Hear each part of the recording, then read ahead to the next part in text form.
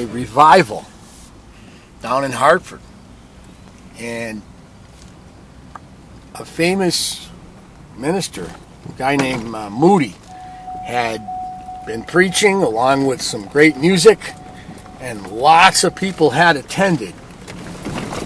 They were heading back home at night when the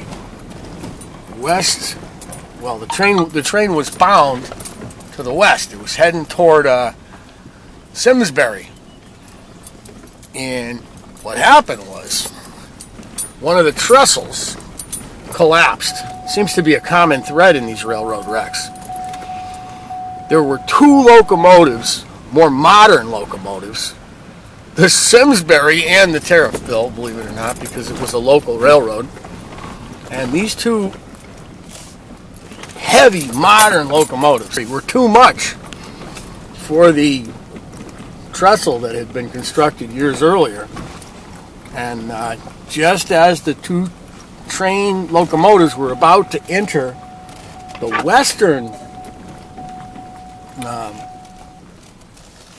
westernmost of the trestles, one of them gave way. And this is the scene of the wreck right here. Tariffville, Connecticut. The Farmington River plunges through a gorge here, meandering down for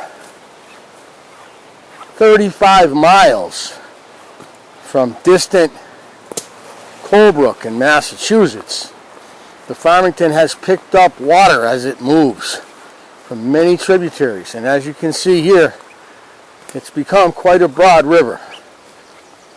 Farmington, one of the blue ribbon trout streams of the nation, north and west of here, is still a great trout stream in this area.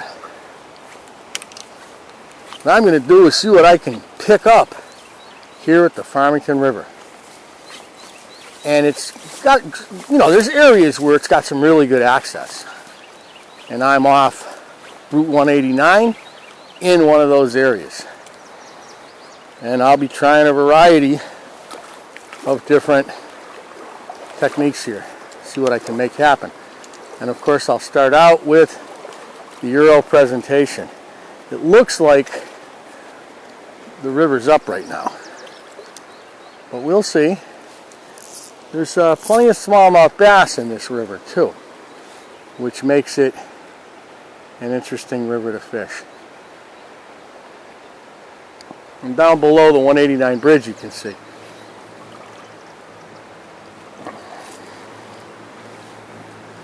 Got some nice boulders that make pockets. I mean, this river, as it loops back south, the river actually makes a weird bend and turns to the north and then loops back south and then turns east before it finally runs into the Connecticut River. And you can see it gets quite nice. There's big areas where it's placid, but then there's some nice rapids and riffles and ledges and pocket water. So I got to slow down a little bit and make this Euro nymph presentation work like I ought to. But of course, I'm not just here because it's Tariffville and the Farmington River. There's always a little more to my methodology, as you know. And it was just a little ways away from here that a great disaster took place. And this disaster takes place in that year, and it will be the first time that the telephone is used to make a call for help subsequent to the disaster.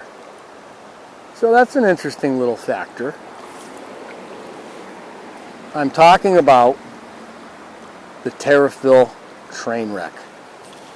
Yeah, I got me one, and I think it be a brown trout. Oh yeah. No, it isn't. It's one of my friends, the Fallfish. Nice. Well, Fallfish, you guys, you probably know what a Fallfish is. I'm probably not telling you anything you don't know. But a fallfish, wet my hands, is not a sucker. It's actually a really nice game fish. They jump. They're real fun to catch.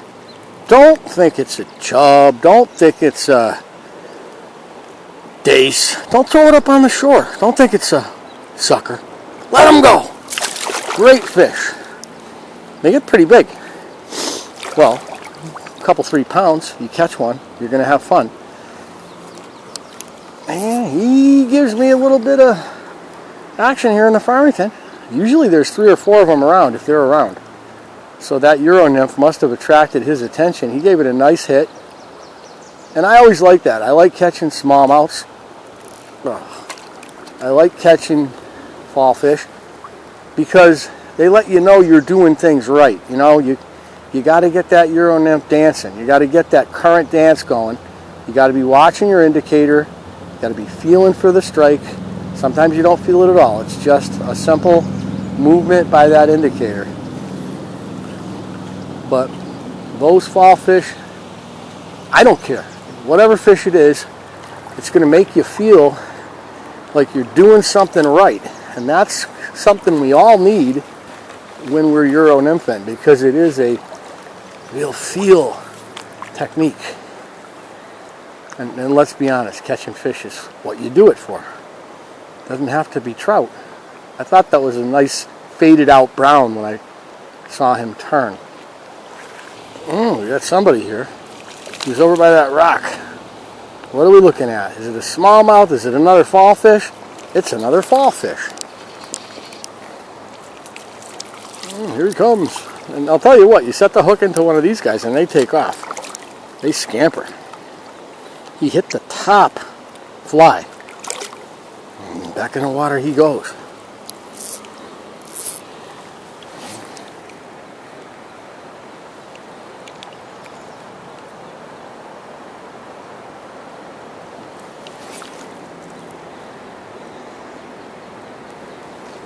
Like I said, usually when there's one, there's more than one.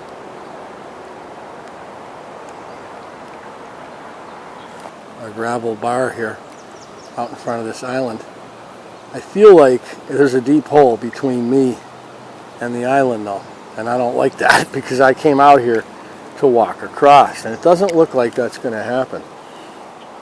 I probably can walk out a little further and get a better look at it.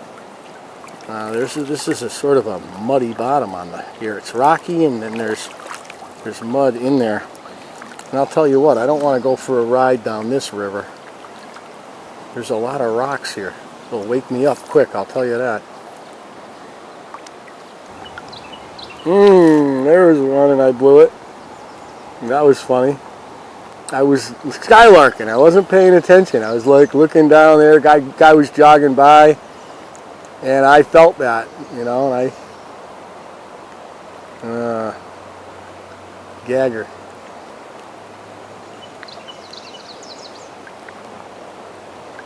Oh, there's a fish rising right there. This is a good spot for a dry fly. I might have to try throwing a dry. There we go. Another fallfish. See him jumping? Crazy. Oh yeah. I'll take that.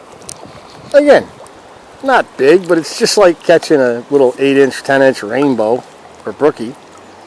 Gives you a good fight. Look at him. The fallfish. Actually very pretty. Looks like a small tarpon. He hit the bottom fly. There we go. Oh yeah, he's not happy with me. But he is now because he got let go. You notice my fly choices today. I got on the Euro nymph rig, I got this little guy. I can't remember what that's called. It's like a pheasant tail, but it's not. And then I got the pink. I got a little pink. And let me here we go. Let's do it again. Let's see if there's any more. There we go.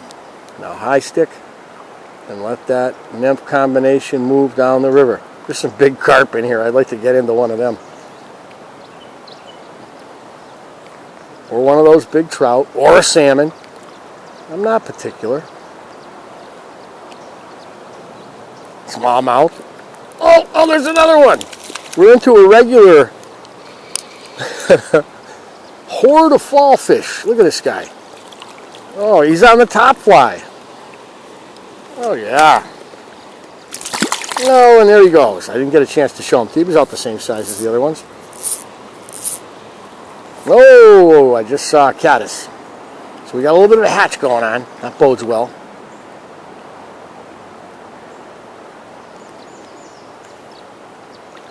I don't know about you. I just like catching fish. A buddy of mine caught a big one of these ice fishing 2 years ago, believe it or not. He caught probably a 2.5 pound fallfish. Oh, there was one as it came up, as the nymph came up in the fourth quarter. You know, the current grabs the line and it starts bringing the nymph up, and one of them gave it a whack. And I'll tell you, there's a correlation, definite correlation between the trout and the fallfish. They like the same kind of water, so I'm not unhappy catching these guys. And like I said, it's good Euro nymphing practice. Oh, I missed that one. What a bum. He destroyed that. How did I miss that? Again, I was talking to you and I wasn't paying attention.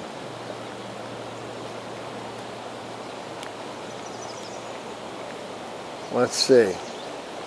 It was down here. Oh, that was a little... Oh, that was a stick. Okay. Mr. Stick. Mr. Stick. I'm catching a lot of Mr. Stick this year.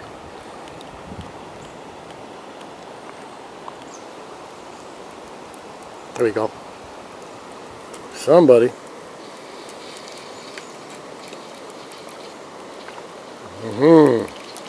Mr. Fallfish again. Oh, there's a stack of them over there. Oh, come on over here. Trying to wet your hand. Always wet your hand. Don't be too, yeah, right off. Nice guy, little guy. Come on, are you gonna complain about catching fish? I want to catch rainbow trout. And go to Massachusetts. That's all they put in the rivers. Oh, look it. Here I am, and there's a bear. Do you see behind that catalpa tree? Do you see the bear? Oh, that's not a bear. I thought that was a bear. I was like, oh, this is great. I think it's a giant poodle. I don't know, but he's like coming to say hello. Oh, he's going to start barking at me. That was something else. That was funny. Right here you can see the remains of the Tariffville Railroad that went from Simsbury all the way down to Hartford, Connecticut, servicing the factory town of Tariffville. That railroad line crossed the Farmington River here on an old trestle bridge. The railroad had just purchased 2 new locomotives, the Tariffville and the Simsbury.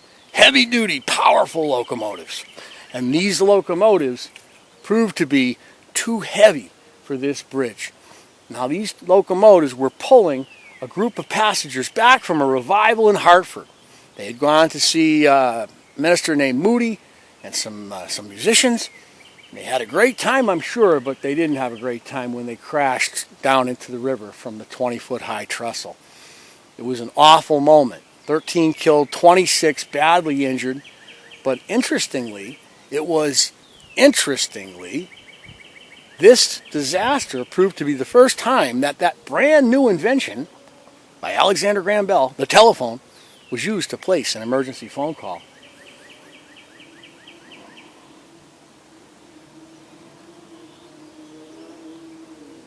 Looking at the placid river tonight, you wouldn't really think about the scenes of horror that it witnessed in 1873.